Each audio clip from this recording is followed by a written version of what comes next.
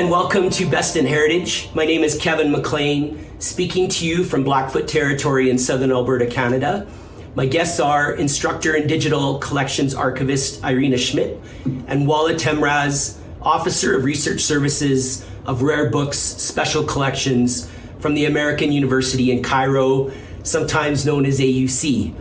Today, they will be sharing on the decades of preservation work carried out by their institutions, Rare Books and Special Collections Library, RBSCL, work which was recently recognized by UNESCO as the recipient of its Yiki Memory of the World Prize. Congratulations to you both on this career high achievement. Welcome, Irina and Walla. I want to say how grateful I am to you and AUC because we all benefit so much to be exposed to passionate folks like you. You inspire us every day. Thank you so very much. Hello. Thank you for this invitation, for this opportunity to talk about our organization, about American University in Cairo, about Rare Book Special Collection Library, about Digitization Center, about what we do and our book philosophy. Thank you very much for the invitation, and we're very happy to be here. Can you briefly describe AUC's libraries and the learning technologies, Rare Books and Special Collection Library? Well, the AUC Libraries and Learning Technologies consist of the main library and the Rare Books and Special Collections Library. Both libraries provide access to tools and content and research services, of course, to advance learning, teaching, and research. The American University in Cairo began developing its academic library within 2 years of its foundation in 1919. So the AUC Library can claim a century-long legacy of contribution to the university and to the research service worldwide. So the Rare Books and Special Collections Library, also known as RBSCL for short, supports research and teaching by collecting, preserving, and disseminating primary sources about ancient, medieval, and modern Egypt and the wider region. About the collections focus on Egyptology, Coptic studies, Islamic art and architecture, travel literature, and many more. And of course, materials come in all formats, books, manuscripts, postcards, photographs, old magazines, historical maps, architectural drawings, and of course, oral history. As for the RBSCL departments, the RBSCL houses a digitization center and of course a conservation lab responsible for the conservation, treatment and preservation of the treasures of the Rare Books Library in all formats. So this was in brief about the AUC Libraries and its foundation and collections. We have unique material that have been collected for many years. It has unique information, historical information about our university, which is 100 years old. We have material that shows cultural heritage in Egypt. And we have a modern material who tells story about the present and shows some ideas about the future. Thank you. So what was the history of the award-winning Rare Books and Special Collections Library project, its rationale, its objectives, its aims? When I came here, I saw our collection. I saw how much effort was given to preserve, to repair it. And I thought we have to tell about it. We have to celebrate it, not just inside, the library or inside the university or inside the issue, we have to tell the people outside the country. And this opportunity came through my archive network in the United Kingdom. I got an email saying UNESCO is looking for publications. And I said, well, this is a great chance. I spoke with my team, with my colleagues, and we decided to go for it. We gathered information from each department, from disposition center, from conservation lab, from curators in Rare Book Special Collection Library, putting information about material we have, like photographs, architectural maps, plans about collecting this material, repairing this material, about providing digital preservation, and we sent and wait. And last year, in August 2022, we were notified, we won the prize. So I would like also to add that the JICJI prize certainly puts AUC and its library, specifically the Rare Books and Special Collections Library, in the limelight, helping to make the many special collections better known and to attract researchers and make it more visible to the public who seeks or who are interested in cultural heritage in general. Also, with 55 nominations from 41 countries, the international jury of experts unanimously recognized the expertise and the outstanding work of the Rare Books and Special Collections Library in preserving and enabling access to Egyptian heritage or the documented heritage of Egypt. So it was a great honor that the AUC Libraries received this prize and in a prestigious ceremony held in South Korea last year. It's hard to top this honor and recognition. So yeah, I'm really excited for you. What parts of your practice bring you the greatest joy? Maybe things that have you excited to show up at work every day? Everything I do. My work, my projects, my team, work with my team, my colleagues, collaboration, teamwork, having knowledge, expertise to digitize material in the right way, reaching the deadline, creating successful outcomes, high resolution images, providing access to the material, and having thank you emails from researchers or academics to students for giving for creating this material, physical material, into digital and providing access to it via digital collection library. Well, for me, being in direct contact with researchers from all over the world is what I like the most. But what really brings me joy and pride, of course, me and my team, is the recognition we receive from these researchers or students after serving them and contributing to their academic outcome. So the recognition is simply a translation of how happy and proud we are being part of any academic product or outcome in the world. So on the opposite side to joy, what would be something that you would find difficult and challenging about your day-to-day life, your work life? Challenges and difficulties. Well, we do have them.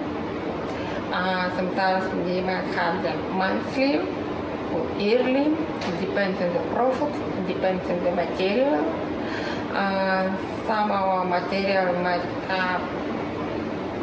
come in shape that we don't have right equipment to digitize. Let's to say and three-dimensional objects. We have to improvise. We have to use a overhead scanner to put them flat, a photograph, but they look no different, like having a specific equipment for that. One example is making a small studio to digitize painting on canvas. Those painting comes with a frame, and then the bigger than A1 in size. And we have to look for solutions, finding right lighting, working this together with the conservation lab, creating a black background, so we could digitize them in the right way. Looking online, how we have to do, and what angle we have to put lighting, so the painting would be lit evenly. And the outcome is that we create high quality images, and despite not having a specific studio. So by improvising, we actually achieved the goal that looked impossible. And now this material is being used by university administration and by us given access to the researchers. Well, the challenge is to always maintain the high standards of research and library services provided to the AUC community and to all researchers, of course. Also to be able to reach out to the new generations who are mainly attracted to technology and social networks, which makes us more avid to find the most updated ways to serve the AUC community or the academic community in general. And those always require resources. Human and funding resources. So do you recognize creativity as part of your problem-solving approach to digitization or providing access services? And if so, do you have examples of how that creativity was applied in its results? This is what I mentioned before, the challenges, the creativity, is how you actually apply creativity in your daily tasks. Maybe not necessary, as mentioned before, in digitization when we have to find a solution, but creativity actually to make you work better. Let's say we put metadata, and you can do just giving standard information, or you can just spend more time reading online and describing in that way that a user will find it easily. That way the creativity is come. I have an amazing team of cataloging metadata team who using the old knowledge to find a new knowledge, if you understand what I mean. So the applying what they learned in the past to create something new. And that's what we do. And in my work myself, I'm looking after digital preservation or planning, creating policies, or creating kind of Excel documents. Again, I have to apply creativity, how to make it understandable so people can use easily. Pretty much applying organic way. Have to use it from a user perspective. If I'm a user, how to make it more successful, how to make it a long-living document. Is there an institutional or community user result of RBSCL's work that inspires you to do more? And if yes, what was the result and why? my team. My team of a group of 10 people who are really successful what they do. I have a team of digitization people, catalog and metadata team. I like seeing them when they come together and sharing what they learn, because this knowledge was built. We have two types of knowledge, technical and also intellectual knowledge. And when they share intellectual knowledge, it's really amazing to see how one member is progressing. By sharing our expertise, we are doing our work better. We making our process better. We are achieving good results. And this teamwork cooperation are important. Not just to make us proud, but actually the library proud, the university proud. And that it is that inspired by doing that and getting thank you inspired us to do more. Well, throughout the years, the RBSCL has participated in big and important exhibitions, either nationally or internationally, and its collections were the base of many important books and publications as well. But of course, receiving the UNESCO Gigji Memory of the World Prize is the biggest motivation to always give more and do more.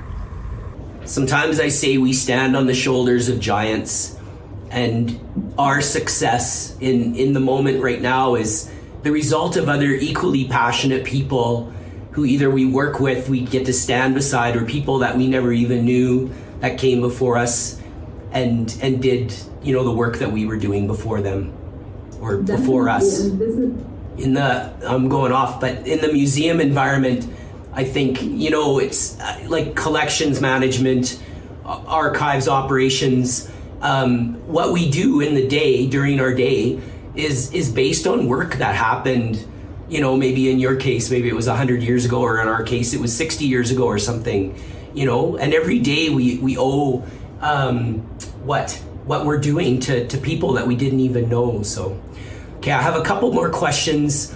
This is one I'm really interested in. If there was part of your practice or work philosophy you wanted others to adopt or consider, what would that be and why? I would say, don't be afraid to make mistakes. Mistakes are part of our journey. It's about teaching ourselves to do things right. When we do something wrong, we learn from it, and then we make next thing better. And another philosophy would be, don't wait for the right moment to do something perfect. We never know if what we created right now, let's say, a scope for this project. Sometimes we don't know if it's perfect or not, but once we start doing it, just having this outline of this project, during of doing this project, we will know, are we doing it the right way or wrong way? And then we shape it. And we shape it as we go along. And after that, when we reach the goal, that is, we're done. And we progress. If we wait until something perfect, let's say perfect skills, perfect tools, perfect program, we will never start. But having what we have now, we have the biggest chance to achieve, to learn, to share, to reach the goal, and make the whole organization proud. So for me, I would say 3 things: commitment, positive attitude, and constant training. I see that these 3 philosophies or strategies always lead to a good and professional outcome, and also for always being efficient during any time of the year. All right. Thank you so very much for your time today. You really are an inspiration to us all. And so just thank you for what you're doing. Thank you for meeting.